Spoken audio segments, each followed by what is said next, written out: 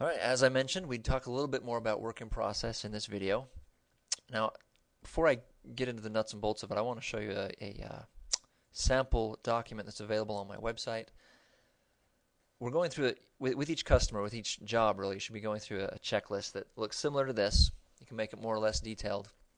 But first we create a quote, then we create a sales order. We might want to add in here, create a purchase order if we need to purchase some specific material that's for this customer that's not already in our stock. The next step is move raw material or material from raw material to work in process. So here's how we're going to do that. Up here you've got a button that says Inventory Activities. Simply click on that. Second one down, Adjust Quantity/Value on Hand. Now I've got here a clearing account. This account doesn't make too much difference.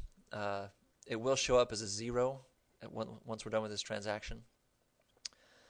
Now I like to include the customer here. It's not absolutely necessary, but I like to just so I know who I move the material for. So again, we're with job number 2 for this door buyer. Click on that. Now we're going to do 2 items. We're going to do our Naughty Alder raw material and our Naughty Alder work in process. Now we know that it's going to take 80 board feet per door times 30 doors to fulfill this customer's order.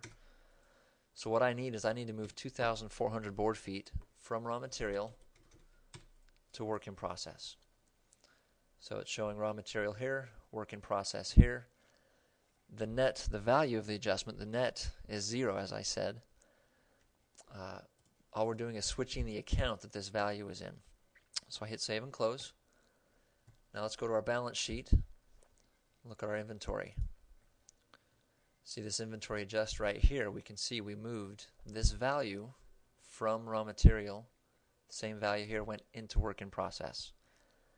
So we've now got more work in process because we have that inventory adjustment plus the doorknobs that we purchased, and then we still have that in factory overhead.